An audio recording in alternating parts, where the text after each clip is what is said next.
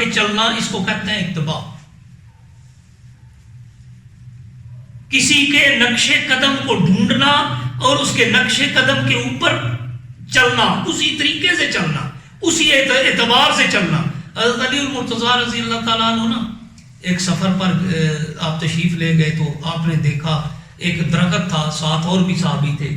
آپ وہاں اس درخت کے نیچے سے گزرنے لگے. درخت اونچا تھا، آپ نے جھک کر گزرنے لگے، اتباع سمجھانے لگے.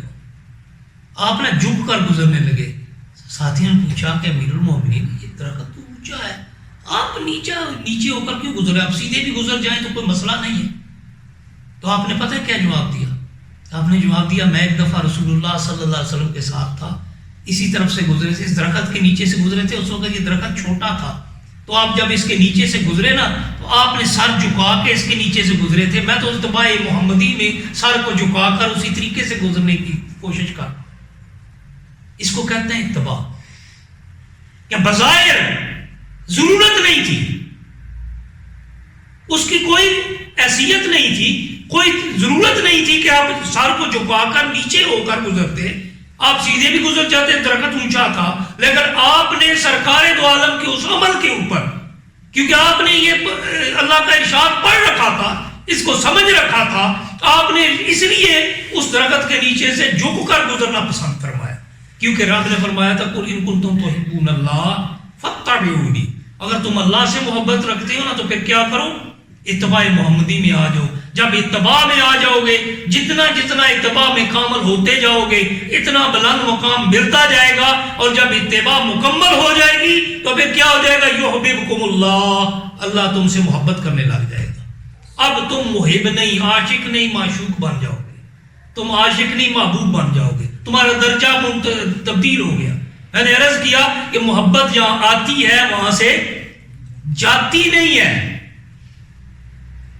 ہماری جو تبدیل ہو جاتی ہے وہ محبت نہیں ہے.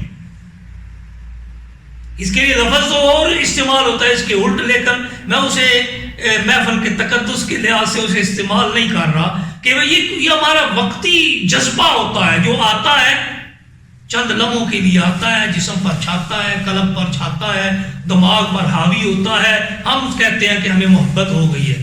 یہ اچھی محبت ہے کہ چند دنوں کے بعد وہ کسی اور سے ہو رہی ہوتی ہے. محبت تو ایک سے ہوتی ہے.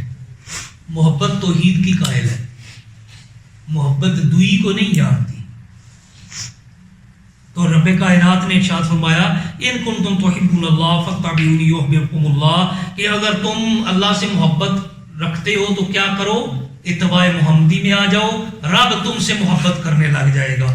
اسی طرح رب کائنات کی بارگاہ میں جب مقام مزید بلند ہوتا ہے، جتنا بھی بلند ہو جائے تو اعلیٰ ترین مقام جو رب کائنات نے عطا فرمایا وہ رسول کا مقام ہے، وہ رسول کا مقام ہے. تو یاد رکھیے وہاں پر پہنچ کر پھر جب اس رسالت کے مقام کے اندر بھی پھر مختلف درجات ہیں تو اعلیٰ ترین مقام کیا ہو جاتا ہے؟ میں نے پہلے عرض کیا کہ تمہیں اتباع محمدی اتباع الہی ہے، اطاعت محمدی اطاعت الہی ہے. اب رب کائنات کیا ارشاد فرما رہا ہے؟ اب سورہ التوبہ آیا نمبر 62 سماعت فرماتے چلے. سورہ توبہ آیا نمبر 62 رب کائنات ارشاد فرماتا ہے واللہ ورسولہ احق ان یرضوہ، اللہ اور اس کا رسول حقدار ہیں کہ اسے راضی کیا جائے. اللہ اور اس کا رسول کتنی ذاتیں ہوئی؟ دو ہے نا، اللہ اور اس کا رسول دو اللہ تعالیٰ کا ذاتیں ہیں. ایک ہے اللہ ہے. تو ہونا کیا چاہیے تھا؟ قرآن کا فیصلہ ہے. سورہ توبہ آیا نمبر 62 رب کائنات کیا فرماتا ہے؟ احق کو حقدار ہیں کہ یردو ہو کہ اسے راضی کیا جائے. ہونا چاہیے تھا انہیں راضی کیا جائے. کیا ہے؟ اسے راضی کیا جائے. پتہ چلا دونوں کی رضا بھی ایک ہے، دونوں کی خوشنودی بھی ایک ہے. ایک کو راضی کر لیا تو دوسرا خود بخود راضی ہو جائے گا. تو تمہارے سامنے جو ذات موجود ہے جو تمہارے خیرخواہ کے طور پر موجود ہے، جسے تم رسول اللہ کے نام سے جانتے ہو، جسے تم میرا رسول مانتے ہو، جس کے اوپر تم کلمہ پڑھ کے ایمان لاتے ہو، تم اسے راضی کر لو، اسے خوش کر لو، اسے کی خوشنودی حاصل کر لو، رب کائنات تم سے خود راضی ہو جائے۔ واللہ و رسولہ احق ان یرضوہ، رب کائنات کی ذات وہ ہے جو ان کنتم ان کانوا مؤمنین، اگر تم اہل ایمان ہو تو، ساتھ یہ بھی فرما دیا اگر تم اہل ایمان ہو تو تم اللہ کے رسول کو راضی کر لو، رضائے محمدی حاصل کر لو، رضائے الہی خود تمہیں مل جائے گی۔ اسی طرح رب کائنات سورہ النجم آیت نمبر 4 کے اندر ارشاد فرماتا ہے کیوں رضا حاصل کرنی ہے تم نے؟ کیونکہ رسول وہ ہوتا ہے جو جس کی اپنی مرضی ہوتی کوئی نہیں ہے۔ کیونکہ رسول کون ہوتا ہے؟ وہ جس کا رسول ہوتا ہے اسی کی مرضی چلتا ہے۔ میں اور آپ تو کچھ مانتے ہیں کچھ نہیں مانتے نا، لیکن جو رسول ہوتا ہے وہ جس کا رسول ہوتا ہے صرف اسی کی مانتا ہے، اسی کے اوپر عمل کرتا ہے، وہ اس کی مرضی کے خلاف بولتا بھی نہیں ہے۔ سورہ نجم آیت نمبر 4 رب کائنات ارشاد فرماتا ہے وما ينطق عن الهوى ان هو الا وحی یوحی، وہ اپنی مرضی سے بولتا بھی نہیں ہے۔ ما ينطق عن الهوى، اپنی خواہش سے اپنی مرضی سے نہیں بولتا، وہ جب بھی بولتا ہے ان هو الا وحی یوحی، وہ وحی کے الفاظ ہوتے ہیں جو اللہ تعالیٰ اس کی طرف القاء کرتا ہے، جو اس کی طرف وحی آتی ہے۔ وحی کی دو صورتیں ہیں، ایک اصولی بات بھی سمجھ لیں۔ آپ کہیں گے کہ پھر حدیث کیا ہے؟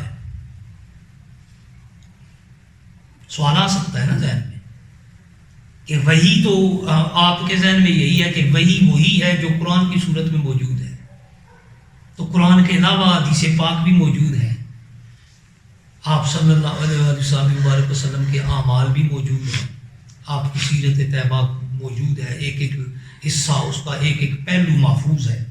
کسی شخص کی اتنی زندگی کے پہلو محفوظ نہیں ہے جتنی سرکار دو عالم صلی اللہ علیہ وسلم کی زندگی محفوظ ہے۔ بچپن سے لے کر آپ کے دنیا سے جانے تک تمام جو شعبے ہیں، تمام حصے جو ہیں وہ محفوظ ہیں۔ تو وحی کی دو صورتیں ہیں، اگر وحی الفاظ لفظاً اور معناً دونوں طرح سے نازل ہو، اگر رب کائنات کی جانب سے الفاظ بھی اور معنی بھی دونوں اترے تو وہ قرآن ہے، اسے وحی مطلوب کہتے ہیں۔ اسے کیا کہتے ہیں؟ وحی مطلوب، تلاوت کی گئی یعنی قرآن پاک کی شکل میں موجود ہے۔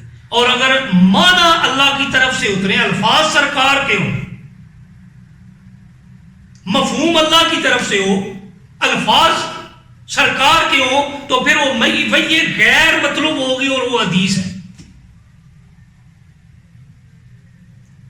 جو لفظ بھی اور معنی بھی صحیح رب کائنات کی طرف سے بذریعہ جبریل امین اترے، وہ وحی مطلوب ہے، وہ قرآن ہے۔ اور دوسرا وہ جس کے معنی آپ کے دل میں القاء کیے گئے اور آپ نے ان کو اپنے الفاظ کے ساتھ انہیں بیان فرمایا، وہ الفاظ آپ کے تھے، معنی رب کائنات کی تھا، حکم رب کائنات کا ہی تھا، مفہوم رب کائنات کا ہی تھا، تو وہ بھی کیا ہوا؟ اسی لیے اس آیت کے تحت میں نے اس بات کو بیان کیا ہے کہ ما ينطق عن الهوى ان هو الا وحی یوحی۔ کبھی وہ وحی مطلوب ہوتی ہے تو قرآن بنتی ہے، کبھی وحی غیر مطلوب ہوتی ہے تو حدیث بنتی ہے۔ تو اس لیے ہم اس بات کو یہیں پر روکتے ہوئے کہ رسول اللہ محمد الرسول اللہ میں کیا ہے، محمد کون ہے؟ وہ رسول ہیں جی۔ وہ رسول کس کے ہیں جی؟ اللہ کے ہیں۔ مطلب اللہ کی ذات کو سمجھنے کے لیے ذات محمدی کو سمجھنا پڑے گا، اور ذات محمدی کو پہچاننا ہو تو یہ سمجھ لو کہ وہ اللہ کے رسول ہے۔ دونوں اعتبار سے، ادھر سے چلے یا ادھر سے چلے، ادھر سے چلے تو بارگاہ رسالت سے بارگاہ ربی تک، اور اگر بارگاہ ربی سے چلے تو بارگاہ ربی سے بارگاہ رسالت تک کا سفر ہوتا ہے۔ دونوں اعتبار سے دونوں ایک دوسرے سے ساتھ لازم و ملزوم ہے۔ اللہ تعالیٰ میں بہتر سمجھنے کی توفیق عطا فرمائے۔